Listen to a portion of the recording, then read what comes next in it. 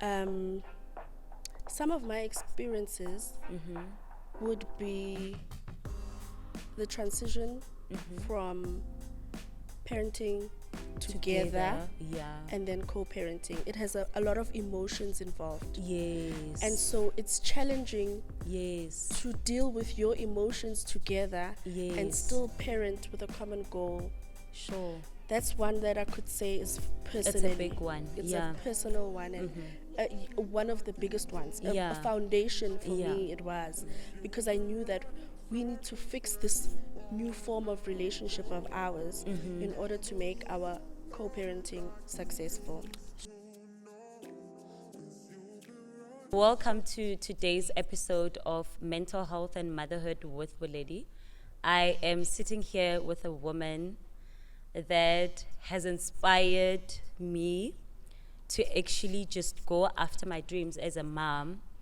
And we've had an interesting conversation behind the scenes, but yeah, we're going to talk a bit about that, about how she doesn't deal with mom guilt a lot. But I am here with Puseletso Tsotetsi. She is an entrepreneur. She creates content around parenting, lifestyle, and yeah, I think motherhood. And I am so excited to have this conversation with her today.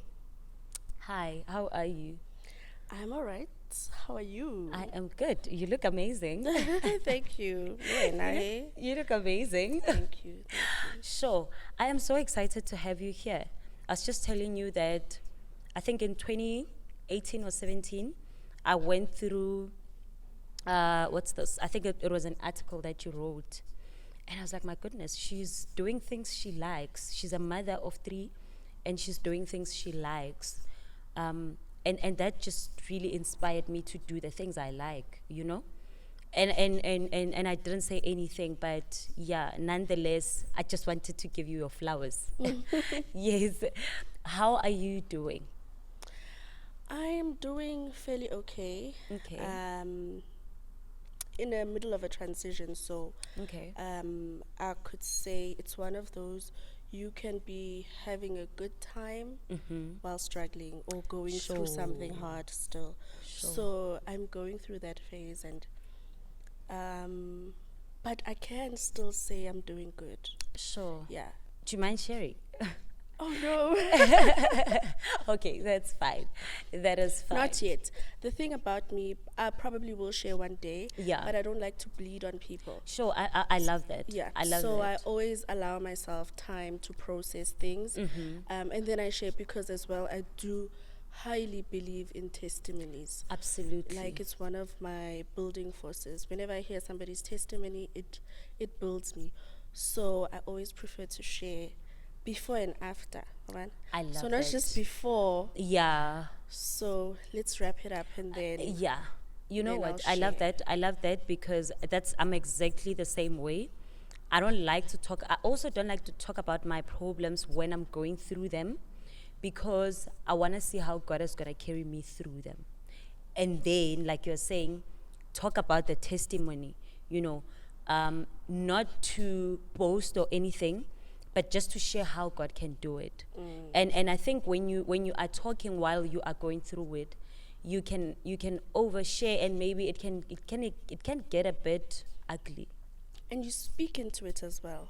You know? You don't allow it to To do its work. unfold. Yeah, you speak Yes. into it already. Yes. You speak into it with emotion as well. Yes, that's a big So one. That's a big one. So let's just I love that. let it unfold. Absolutely. I can't wait for your testimony because God is clearly doing something there. But anyway, I wanted to talk to you because I like how you just do this whole motherhood thing. And for the record, like, you're doing amazing with your twin. She's 12? Yes, just the way you have a beautiful relationship with her, especially because when you have older kids and you have younger kids, you can get lost with, like, trying to take care of the younger kids and then forget that the older kids also need that time and attention and stuff like that. True. Sure. But I think it's also always about remembering that even as an adult, you need time. Absolutely. And sometimes you need people to give you time. So you can't forget that about any of your children at Yeah. any given point, Yeah. just because there's a new addition. Yeah. So as much as I know that I require a certain amount of time, Yeah. either from a friend, from a family member, my child will always require that time from me as well, whether or not she has an additional sibling. Wow, I love that. And I know that we are getting a bit ahead of ourselves here with the conversation, but how you are able to relate to the teenager, like, because I watch your dance videos and stuff. You know, it's so cool to have a mom that's willing to dance with you and do like things a 12-year-old would want to do. And then you go back to being a mother of a toddler and you like, you know, where do you get that? Like, that's. Sure. I think it's natural. Hey, Wow. I cannot say I learned it anywhere. It's natural, but also I can also share that obviously what people see on social media are highlights. So there are really, really like tough times where she will say things like she requires more time from me. So you might see Yeah. dance videos and think, oh, she spends so much time, she Yeah. does all these things. Yeah. But there are also times when maybe in the evenings I want to wind down, Yeah. but she wants us to have a chat. Yeah. And I'm just like, no, baby, please. Yeah. And then before you know it, it's been 3 weeks and we haven't had that Yeah. wind down chat together. I Yeah. want to be alone. Yeah. So there are those moments where I will definitely say that I fall short there, especially with her. I mentioned that she does require time, but also naturally she will get the least time, right? But I have to be intentional about how I give her that time and how I make time for her. So naturally, I don't know how else to describe it. It's Yeah. just one of those things. Like there are people who sometimes struggle breastfeeding, but naturally I don't. Yeah. And I know that's something that's common amongst different people. There are people who are patient with their children, and those who just cannot take it. Like I'm also not very patient with my tween. So that doesn't come naturally. I have to like, okay, let's take that in. Let's take that response in. And then otherwise, hey, Yes. you understand? So I always have to, try and be intentional now with her. But also that takes a lot of presence in yourself. Yes. Because taba e ya go ba intentional, Sure. especially when you must be intentional with the toddler. Sure. You must be intentional with your career. Yes. You must be intentional with your self-care. You must. Yes. You're just like, can I get a break? Can I get intentional with getting a break? Yes, exactly. I get you. But you know what? Nonetheless, it doesn't take away from the fact that what comes through is that you look like you are being intentional about spending time with her. I think we can all agree that we fall short, but the intention comes through, And I'm saying this because I'm not one of those cool moms who enjoy playing and stuff like that. So it takes a lot out of me to like literally play with kids. Because even as a child, I didn't like play a lot. So when I see that, for me, it's like, oh, okay, that is so cool. It inspires that in me to be intentional. I love that you're mentioning that it's not like it's always rosy, but you are intentional about it. I think it's an age thing as well for me because I also don't enjoy playing with my 6-year-old. Right? I feel like I'm wasting time. I feel normal. Thank you. I feel like I could be doing something else. I know, right? Like I have to play with this guy. Sure. So I think it's an age thing because she's a bit older. Yeah. Dancing is a universal thing. Yeah. It's even in our home. Yes. So we like to dance a lot. We listen to amapiano a lot because of her. Yes. And then I enjoy it, So I guess her interests as well are something that I'm able to enjoy. That's why it becomes easier. Wow. Yeah. That makes a lot of sense. And I actually feel like a normal person right now because, sure, playing with kids is something else. I want to take you back a little bit. How were your pregnancies. Just take me through your pregnancies. Especially, I'm usually interested in the first one because you don't know anything, you don't know what to expect, and then you just go in there like blindfolded. How was your first pregnancy? Let's go back. Let me try to remember. One thing about me, Yeah. I forget. So if I am to fall pregnant now, it will be like it's my first time. I forget a lot of things and experiences. Yeah. That's why I like to like record the moments. Yeah. So let me try and go back and remember. Obviously, there are highlights. With my daughter, I have the eldest, number one. It was hard for the most part of it because I was 19. Oh, wow. So that's where the hard aspect came in. Age, disappointing your parents, of course. It was my first year in varsity. Post-matric, I took a gap year. And then I get to varsity and, the bit of freedom I got, one would say I became irresponsible with. But nonetheless, things come full circle and now it makes sense. Right. And now it's like, oh, thank God. I know, right? You've You've got a best friend. Exactly. But the pregnancy itself, in terms of physically, was not difficult at all. It was probably my easiest physically. Is that? Yeah, physically it was my easiest. I had a very small tummy, because I remember being in varsity and I gave birth in January. So varsity, you sort of like finish around November, late November or so.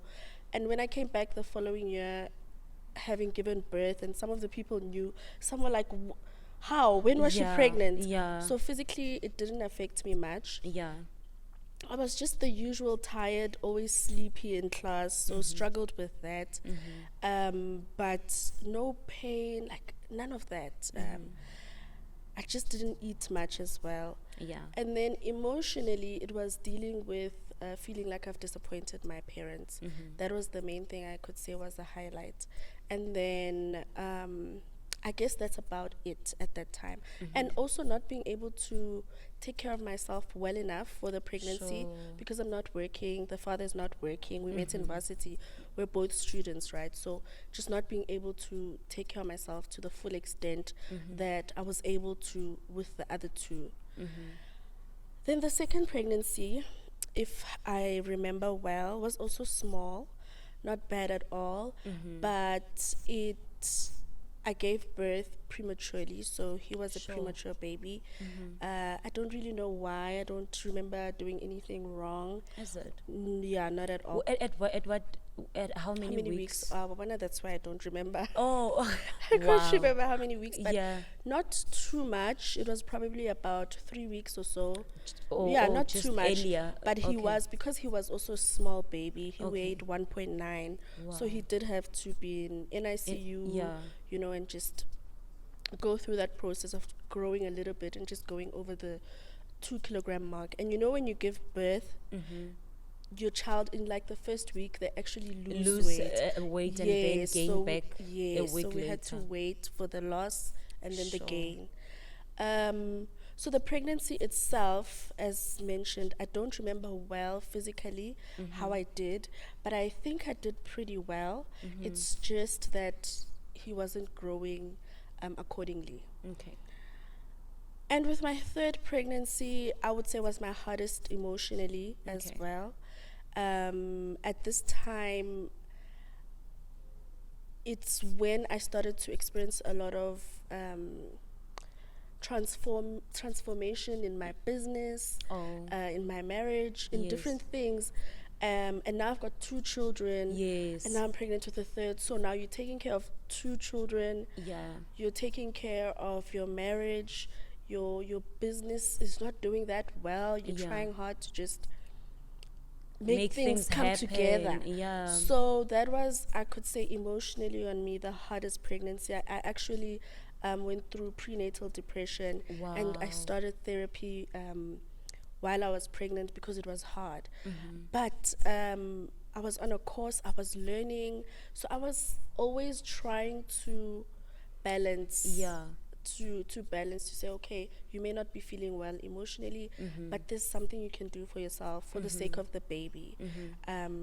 It's so easy to wallow in That is true. in that tough time, That is to so just true. stay in it. So I think that's when I started thinking about how I can always try to see the little glimpse of light even Sure. in the darkness, right? So that's how the third pregnancy was.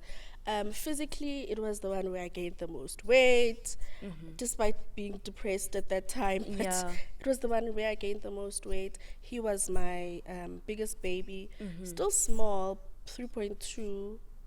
3.2 is small. Is it small? It's not My small. my I thought babies like are usually just 3.5. around 3.1, 3.2. Okay, 3.2. I Or is think it it's an 2.9? No, average it's weight. 2. Okay. You see, I told you I forget, but I know somewhere Yeah. on YouTube, Yeah. the right number is there. Yeah. Oh, so he was better. I think he was 2.9. Actually, my daughter was 2.6, Okay. 1.9, and 2.9. I Okay. hope I'm getting it right. Yeah. So he was my biggest baby, so my healthiest as well. But he did get sick for long, shortly after giving birth. Wow. Really? So yeah, so that time while I was pregnant, and I blamed myself for long about it, because I thought, had I worked on healing myself, Yeah. because I could feel at times while I was pregnant and crying and going Yeah. through turmoil, I could feel that I'm making my baby sick. If Wow. you've ever been pregnant and cried deeply, Yeah. you I get you. you feel like, oh my gosh, I need to do something. I'm literally making my baby sick. So for a while, I felt like I may have been to blame, but of course the doctors said it had nothing, like To it was do with unrelated you. to that. Yeah. So that was the third pregnancy. Sure. Wow. There's a lot to unpack there. I want to go back to your first pregnancy. You spoke about feeling like you disappointed your parents. Did you at any point now that you were pregnant, were you able to have like a conversation with your parents and actually find out? Because you know how sometimes we feel like, oh my gosh, I've disappointed my parents and stuff like that, and you beat yourself up about that for so long. Going through that pregnancy, did you have a conversation with them? Did they say anything that, you know, maybe hinted that, or was it just an internal thing where you felt like, okay, I was here for school, you know, I feel like I disappointed them? You know, I believe in storytelling, and storytelling from experience, right? Yeah. And for me, if I'm a firm believer in storytelling, it's very important for me to get the full circle of it. So the Yeah. first act, the second, and the third act. Yeah. So I had to have the conversation Yeah. with my mom or with my dad, and I did, and it allowed me to also be able to have the conversation with other young girls, Yeah. and with other people, and just to be able to talk openly about it. So definitely we spoke about it, definitely, and it's one of the things that I could say put us in a period where we became closer. Sure. You know, the pregnancy, the birth, and the child, Wow. just the child being there now.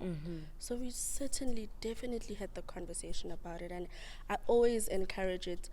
I think 4 years after I had my daughter, around 4 years, if I'm not mistaken, I started doing motivational talks kind Yeah. of at high schools. Yeah. And that was the base really of my topics, and Yeah. and to say this can happen. And I was always drawn to teenage pregnancy and always spoke about it. So it's been very important for me to have the conversation with my family, with myself, with the father, and with other people as well that could be going through a similar situation. Sure. I love that. And I actually love the fact that you are saying you had the conversation with your parents, and then that situation that you felt had been something that had disappointed them became or resulted in you being close to your mom, you know. Because, I mean, you know how as a child you think, oh my gosh, you know, I've disappointed them. And we cannot avoid the fact that there are people out there who think, oh my gosh, should I do this? Should I do that, without even telling my parents? Not knowing that if you were to just go and say, sure, this is what happened, I'm in this situation, it might turn out, not that I'm saying that, I'm condoning, kids doing whatever, but I'm just saying that sometimes as children, we think my parents are going to disown me. But then parents being parents, you realize that no, that's not the case, Yeah. There's grace in parents. I guess it also can be kind of influenced by how you were raised and the type of Absolutely.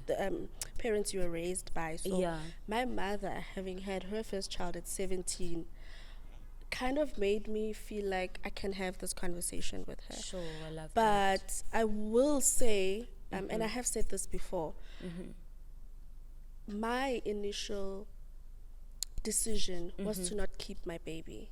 And actually she knows this because we spoke Sure, about it. I did like a whole conversation with her about my pregnancy and how I gave birth, and Yeah. I told her about this part of my life. Yeah. And sometimes she says, I wonder if this had happened. So, but I felt like it Sure. was important for me to let her know that having her was a decision. Yes. Ultimately, Sure, I I may love have that. not planned her, but Yeah. I really decided that I'm going to keep this yes. baby. Yeah. And it was also coming from the conversation. Yes. Because I had the conversation, when you have to tell your parent, Sure. "Well, I'm pregnant." Sure. And we had the conversation, and I said, I'm choosing not to keep the baby. Why? Because I want to finish my studies. I want to finish my studies, and I don't see how that's going to happen if I keep the baby. And we agreed on it. We had a full, family meeting. We agreed on it, and if it's not the following day, we sat down again to wrap up the conversation, and that's where my parents, they spoke to a family doctor. What would this be like? What would the process be like for her physically? Things like that. And through all of that, talking is so important. Through all of that, Yeah. I was highly encouraged to keep my baby. And I knew, and as soon as they allowed me, I don't know if it's allow, if that's the right word, but as soon as they said it was okay, Yes. it also felt okay for me. Yeah. So some part of me must have felt like, Yes. don't keep the baby for the shame. Sure. So they helped me remove the shame. Sure. And that's so important, so very important. Yeah. That the shame is removed. Yeah. Despite it Yeah. looking like it's shameful. Yeah. But just remove it. Sure. We can do that as a Sure. parent. Sure, that is so powerful. I actually listened to, I think it was a podcast episode where Oprah was talking about that, where there's shame, you constantly bury yourself in things that are not even real because you are just going through things in your mind and just shaming yourself and just putting yourself down. But if you remove the veil, you remove the mask, because we are all going through something, you realize that it doesn't even have power over you anymore. So it must have been so relieving to feel that they are welcoming of you having a baby. Exactly. It allowed me to enjoy my pregnancy much, much Sure. better. Sure. It allowed me to not even feel embarrassed at school. Wow. It allowed me to not be afraid of taking pictures. Yeah. Because in the beginning I thought, how am I even going to take pictures? Sure. Like this must be some kind of secret. But Yeah. it allowed me to just be me. Because that's who Sure. I was at that time. I was a pregnant 19-year-old. Sure. Wow. Would you say that aside from feeling like you could have disappointed them, would you say that you had a sense of having disappointed yourself? Definitely. Definitely. Because I always knew I wanted to thrive in career. And it felt like it would be a stumbling block. And so that already would have been a disappointment to my future self. Yeah. So definitely. Looking back, would you say, what's this? Would you say you got to to heal and get over that, just that sense of disappointment? Yes, I did. And that's I beautiful. did, and it started with the conversation with Sure. my family. Sure. So luckily for me, it happened really quickly. It didn't take me a long time to have to heal from it. Yeah. And not at all. By the time I gave birth, Mm-hmm. I was very happy. Like, I have this human being, because I also knew that I'm covered. Yes. I'm covered. My family's got my back. Yes. I'm covered. I remember my mom would pray for me. Sure. We pray, and not to pray for me to cast this thing out, but praying for me to say, "Oh God, let your will be done." Sure. And she was happy, and she loved my baby. From the father's side, they loved the baby and have always embraced her. So it was really an unexpected turn for me, Sure. but it allowed me to get rid of the disappointment really quickly from Sure. pregnancy stage. Sure, that is beautiful. Before I wrap up on that, as you are saying that, I just had a thought. Did that change your perspective about how we sometimes think about things when we are going through them? Did that experience maybe like change something in you about just the way we tend to think about problems when we are going through them, and how sometimes they turn out way better than we could ever imagine? Yeah, I could say maybe I wasn't conscious about it, but I could say yes as well. I don't see why I would say no. Yeah. Yeah, I may have not been conscious about it because I was living it. I was Yeah. actually living it. Yeah. And it's important to live things. Just live it out. You don't have to overthink it or wait for the outcome. So I would say yes. Wow. Okay. Sure, man. That is, wow. I'm actually, inspired by the fact that parents being allowing kids to be vulnerable with them, and just being very graceful can actually make kids feel loved, welcomed. Because think about how many kids out there have had to do things because you were just so scared that, oh my gosh, if my parents hear about this. And just the fact that you felt a sense of safety, that you could have that conversation and felt safe to have it. That is so inspiring. Considering that your parents are older. Yeah, I can definitely recommend Openness. not recommend, what's the word? Commend. Yeah. I can definitely commend my mom on that. Yeah. That she created a very safe space for me. Yeah. And not just through words, but as mentioned, because I wasn't working yet, we were students. Her and the family from the father's side, they came through really well. My sister, they allowed me, I went back to varsity, they took care of my baby. They came through all the way, and I can really commend that. And while it may be very disappointing for a parent, let's be solution driven. Sure, I love that. But it takes both sides. Absolutely. Yeah. If you learn as a child, unali attitude about it, Yeah. you're repelling the whole process. Yeah. So it takes two. Sure. But it also takes you as a child to allow the parent time to also take it in, digest and the not whole thing. expect that they will understand. Entitlement. Yeah. I get that. That is such an important thing, because I think sometimes as well, a parent might be in shock, and maybe the first time not accept the news as easily, but as they warm up to the whole idea, they may get to a point where they feel like, you know what, I've got your back. Love that. Tell me about your experience with your second born as an NICU mom. How was that? Having gone through an experience where you went home with a baby and now you have a baby in NICU. I can be very weird, right? So Yeah. I can have great attachment to my child, but I'm also able to release, Sure. So two things I remember. Because my daughter had jaundice, right? Shortly when she went for her, I think, a 3 days checkup. Yes. Is there a 3 days checkup? It's yeah, there's a 3 days Yes. one. Yeah. When she went for her 3 days checkup, they picked up jaundice, and she had to stay in hospital for some days to clear it out with the blue light. Wow. So that was painful. I cried. I thought my child was dying. I was like hysterical. So when my son was premature and then he had to stay, I was happy that he's going to get good care. I was happy that he's going to be in hospital, because the fear was removed from my first experience. That just because your child has to stay in hospital, it doesn't mean the worst. He just needs to gain some weight and get a little stronger and healthier. I remember also being glad that, I'm finally going to sleep peacefully, because already your last trimester, you don't sleep well, right? So then you have to give birth and go home with the baby and continue to not sleep well. So I remember thinking, oh my gosh, I'm going to get a week of good sleep.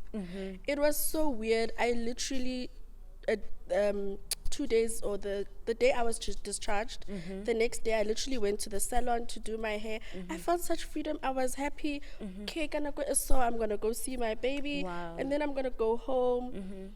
It allowed me to also be able to transition from having 2 kids to 3 kids and how to handle it at home. So I know it's a hard process. It's a hard process because you just don't know. And in there are all kinds of babies, really, really like small 900-gram baby.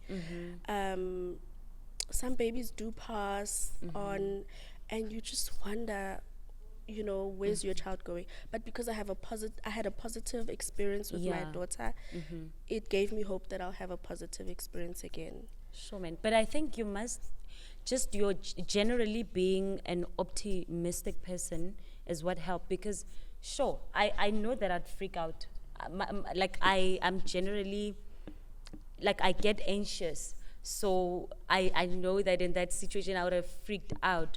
So it's so good that you had, an optimistic view of the whole thing. The fact that you focused on the fact that he's getting good good care over, just me being home with him and next thing something happens. That is so optimistic. I also have an aunt who's a nurse, so she also reassured me that they take such good care of them. That makes sense. There's nurses around the clock. So it made me feel really comfortable and gave me the assurity that it will be okay. But I must say, experiences are not the same, remember? Hence, with the first one, I was hysterical. I couldn't believe it. I didn't leave his side. I slept at the hospital day and night. I was always there. But with this one, I could be about my life and then be with him during visiting hours. And then with my third child being hospitalized as well, again, I was hysterical. So it really depends. And the doctor that you have and what kind of information they feed you. And just even their view of the situation sometimes, and just how they are, taking the whole thing. Because if it comes from a place of concern and they just look like they're worried and overly worried, you can get to a point where you feel like, oh my gosh, is something going to happen to this child? But if they are affirming and they're just saying, no, we need to monitor the child and do 1, 2, 3, that can really make it so much easier to digest. Because they also picked up jaundice in him as well a few days later while he was still in hospital. But to me, I was like, oh, great, they're just going to put this blue light, put some glasses on him. He's going to be okay. Whereas with my daughter, I was like, what is this thing on her eyes for? The child is uncomfortable and they have to be naked in this thing. The child is cold. I was not happy. But this time, I was so content. Man. Wow. You're right. Experiences are very different. But there's something that I experienced that I don't know. With the second child, there's just some contentment. You almost feel like I know what I'm doing. And funny enough, with my third child, I feel like, okay, there's this, there's a misbalance, and I feel like, okay, I constantly have to put myself in balance. But with that second child, it just felt like, this is how it should have felt the first time. I guess every child is a reminder that they're unique. Yeah. So, but also have similarities. Yes. So you have to know how to deal with that. Yeah. Or they can be the same. Yeah. They're all gonna need nappies. Yeah. Or they're gonna need, at 6 months I start feeding them solids, or however many months you prefer. At this certain time I do this. That's the similarities. But you notice different changes. This one is growing a bit slower. Yeah. How only at 9 months they were already crawling and walking. 10 months. Yeah. This one is 1 year 3 months Yeah. and not walking it. So They are three individuals. Yes. Yeah. So that allows that, I suppose. Sure, man. Tell me, you are a co-parenting mom, and you know, co-parenting is not something that is easy to get. Just to get the gist of it, you know. What would you say are some of the challenges of co-parenting?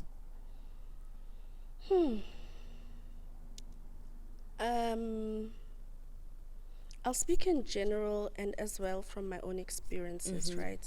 In general, because we see people talk about Yes. other things. Some of my experiences would be the transition from parenting together Yeah. and then co-parenting. It has a lot of emotions involved. Yes. And so it's challenging yes. to deal with your emotions together and Yes. still parent with a common goal. Sure. That's one that I could say is It's personally. a big one. It's Yeah. a personal one, and one of the biggest ones. A Yeah. foundation for Yeah. me it was, because I knew that we need to fix this new form of relationship of ours in order to make our co-parenting successful. Sure.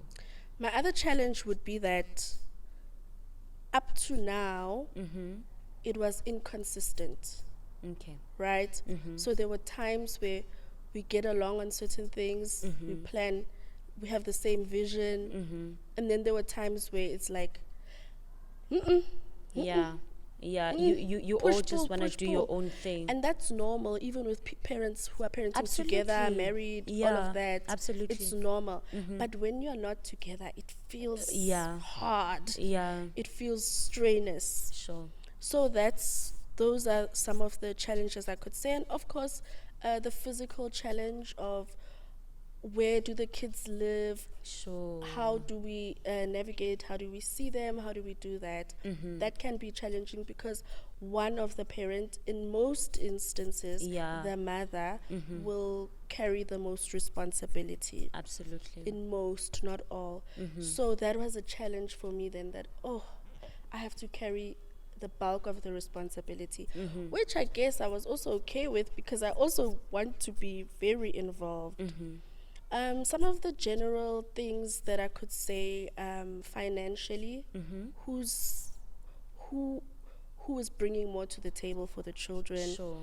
and is it okay that this one is doing more, Yeah. or that we are doing equally? I've seen that being an issue. For us, it wasn't an issue. It was a conversation that took us to really, really come together and plan for. Other general challenges I could say as well is the issue of relationships. So now Yes. when you are going to be in a relationship, or I'm Yes. going to get another man, are my kids safe with this new man? Are my kids safe with this new woman? Things like that. So I think that's a major, actually, challenge as well that can come up. Fortunately, or I don't know, I haven't had to experience it. Yeah. But should it have to happen, I can see it being a really huge stumbling block. Yeah. But I guess because I'm aware already, Yeah. it means subconsciously I'm figuring things out. Absolutely, man. And you know, that was so insightful, because you mentioned the issue of emotions. You know how, you know, because of our own issues, you can feel like, oh my gosh, I don't need to say yes to that, you know, or agree with this person. But I think it's just so beautiful when two people are able to understand that the goal is making sure that the kids are taken care of.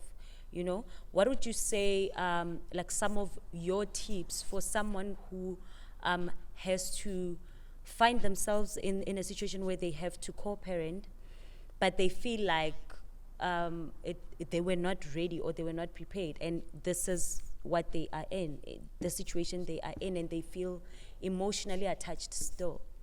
Yeah, I was definitely not ready. Yo, it came like a bus. It's just a train, actually, that crushed me into mincemeat. Sure, I'm sorry about that. It's okay. It's been a while. I've processed. My tips, oh my word. Sure, Just- work on yourself. Yeah, So from a mother, yeah, can I give it from a mom's perspective? absolutely. Work on yourself. Yeah, Work on yourself. Yeah. Continuously, Yeah. every day, and make it your priority. And tell yourself you're working on yourself, not like sure. it's just going to happen. I've set the resolution this year. I'm working on myself every day. Literally work on it. Work on these feelings and emotions. Change your inner talk about this person. If you're angry at this person, do your best if you want the person to be a part of your child's life, Sure. because that will inform as well how you plan physically day-to-day living. So if there's Yeah. a school meeting, do we go together? Will I actually handle being in the same room with this person? So you have to be able to, and that's going to start by changing the inner talk about this person. Okay, he's not that bad. He's the father Yeah. of my kids. Actually, he's supportive. You know, Yeah. he is caring, Shamiena. Yeah. Le ha e le gore, You know, but you yeah. know, there's something. I can give him a chance with our children. So try and really find those things and write down pros, cons. I remember Yeah. writing down the pros and the cons. Yeah. And I remember an saying, important one. even before I wrote, I remember telling myself that even if the cons outnumber the pros, I'm going to choose to focus on the pros. Yeah. And then I'll deal Sure. with the cons as well, appropriately. Also Sure. create very strong boundaries, Sure. because you could be sending the wrong signal. If your partner is still trying to make things work with you, but you are adamant about your choice and decision, it can make you confused. And that will affect also how you parent in most instances. So create very solid boundaries and work on them. Yeah. One thing I realized is it really takes work. Is it? It really takes work. So yeah, Wow. I would say those are the few tips, but also get help. Yeah.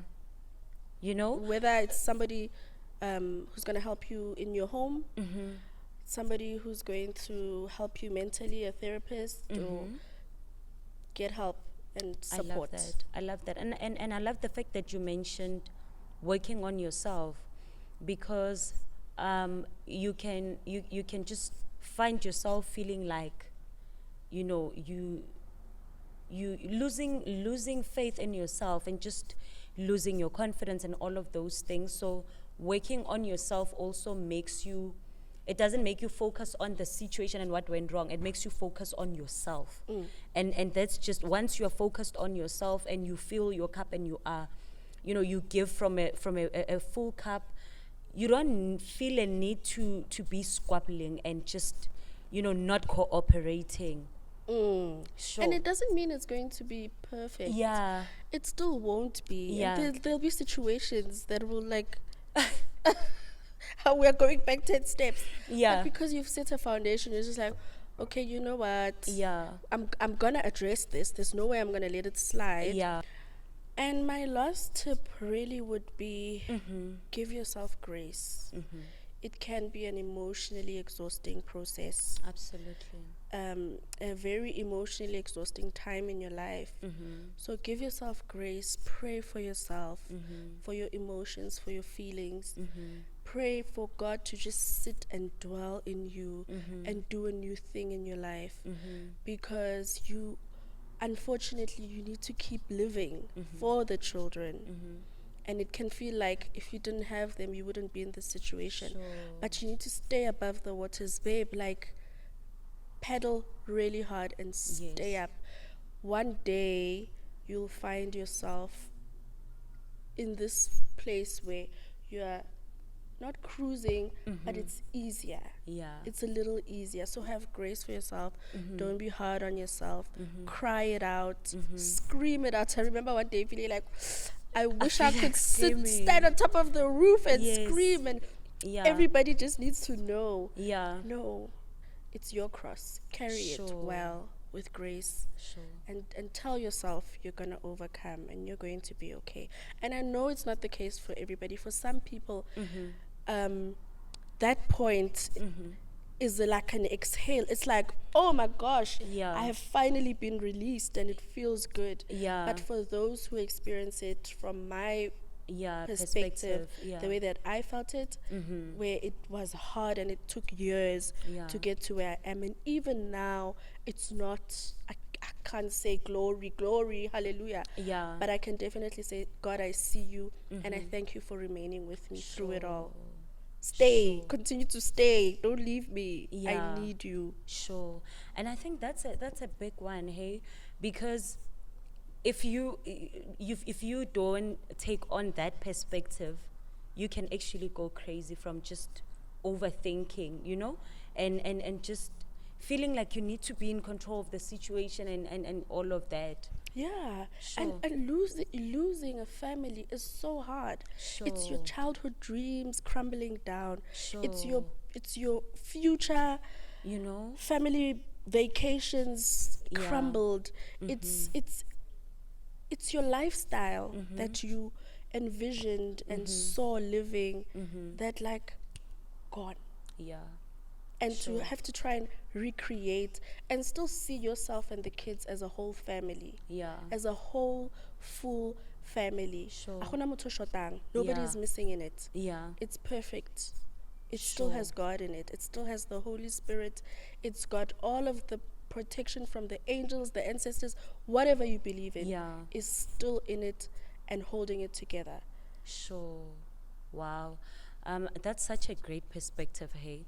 I wanted to ask, as you are speaking, what is the importance of just making sure that your differences with the person that you co-parent with are your different? You know how when you are emotional, you'd sometimes say things. What's the importance of making sure that you protect each other's dignity in front of the kids, and just making sure that they don't see the differences and what they see is two parents who are trying to parent them?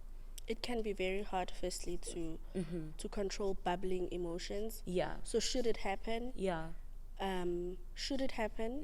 go back and apologize to your children I love that. and give them perspective Yeah. and assure them that you're doing your best Yeah. and it's not your intention Yeah. to expose them to that side of life. You want to protect them, but you understand that there's also value in them Absolutely. not seeing this perfect picture all the time. They are also learning and they will remember and draw from those things. I remember saying, some of our kids one day will be doing interviews and saying, Yeah. my mom, I want to be, I heard this lady, some celebrity, talking about how Yeah. her one thing she will never do Yeah. is date someone who earns less than her, because Sure. she saw how it turned out in her relationship and how her mom basically was abused because she made more money. And I was thinking, Sure. oh my gosh, one day my child is going to sit and say, Oh I my am God. never going to be in this situation because my mom fought with my dad in front of me. And I'm like, oh, Sure. damn. And that actually helped me take her for therapy as well Sure. and do certain things with her. I love that. So that we Yeah, you are just all help in her. sync. We are and all in sync. And she yeah. understands that mommy is not okay. Yeah. Mommy is also going through something. own But mommy things. shows up for me every day. And, Yeah. and mommy still creates beautiful moments for us. Yes. So I forgot your question. No, I was asking how you think the importance of just not bad mouthing the other partner. Oh, especially in front of the kids. Especially in front of the kids. So, yes. So what I was saying is, should it happen? Yeah. Make sure you take the right steps. You know, don't think it's going to fade away. Yeah. It's already built and imprinted in your child's memory. But one of the other steps as well is also to be able, prior, let's say it hasn't happened at all, be very adamant about what's about to happen. So when you can see that this is going to go away, it shouldn't be going, be adamant about saying, I'm going to take the step back. Sure. It's fine. I'll swallow my pride. I'll be wrong for now, for the sake of my kids. Just not to expose my kids Just to not such to expose my kids to that. Because the thing of, we don't want to raise children that have to heal from us. Because it's not easy having to recover from, stuff that... It's great. It's beautiful. Yeah. But let's be honest. The work.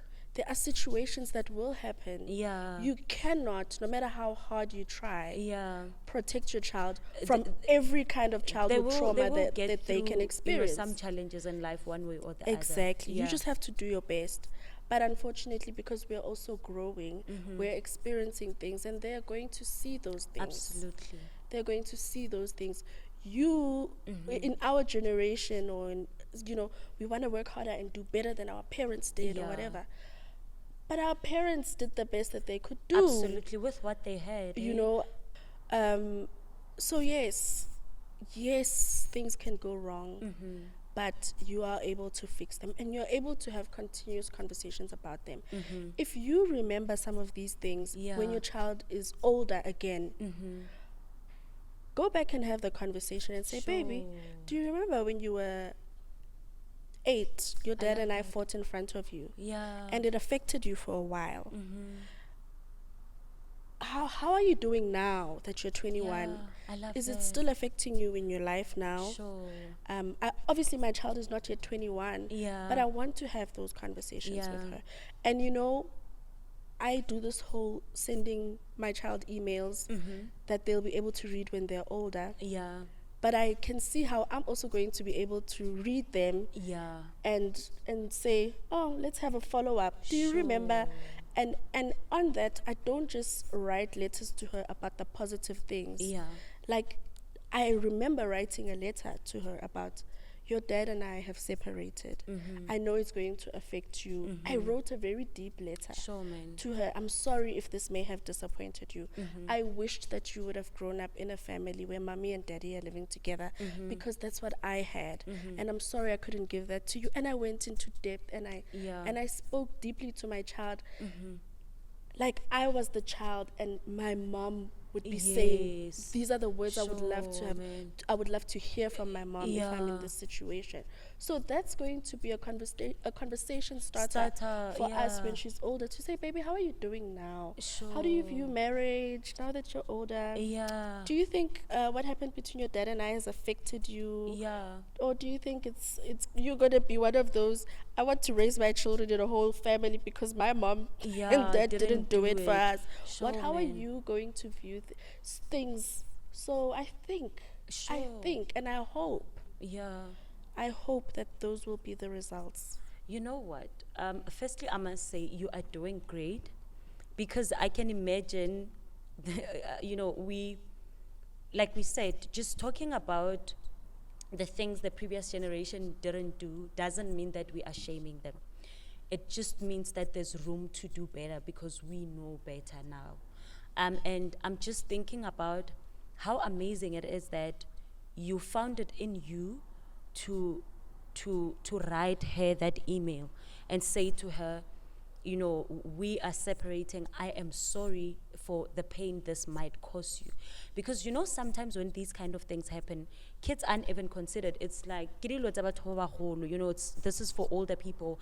You shouldn't even concern yourself about this. And the next thing all a child sees is the fact that, oh, dad lives there now and mom lives here.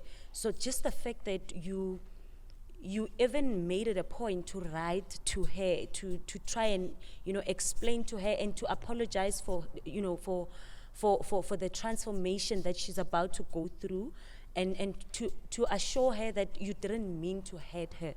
That's commendable, hey? But also it's a continuous thing. Yeah. Yeah. Yeah. And she actually saw the letter.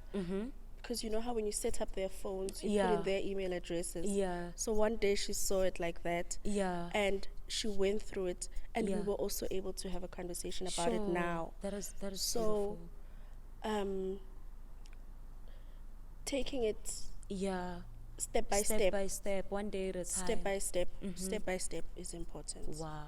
That is actually such a beautiful thing to do, because I'm thinking sometimes kids have trauma because nobody cared to say a thing to them, you know?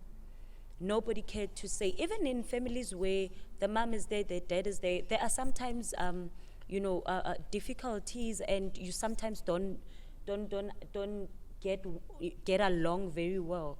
And to just have those conversations with your kids and say, listen, I'm sorry that you witnessed differences of opinions, not even differences of opinions, because I think that's fine, but you witnessed a heated moment where we were just not necessarily the nicest to each other. I apologize to that. I think that's such a commendable thing to do, you know? Sure. Yeah, no. That is beautiful. How do you take care of your mental health? I think I do different things. So I just like exercising. Well, I don't exercise much, but I can imagine you can't just do squats, right? Yeah, it's a process. Or you can't just do sit-ups, unless I'm not getting it right. No, but I believe it's a process. You must do a little bit of this, do a little bit of that for the arms, for this part, whatever. So I go for therapy. I take my mental state very seriously. How I'm feeling right now is important to me. So I go for therapy. I listen to a lot of podcasts that talk about these things. So like I would watch your lives on Instagram. I would listen to this podcast and others. I pray a lot. I believe it helps me.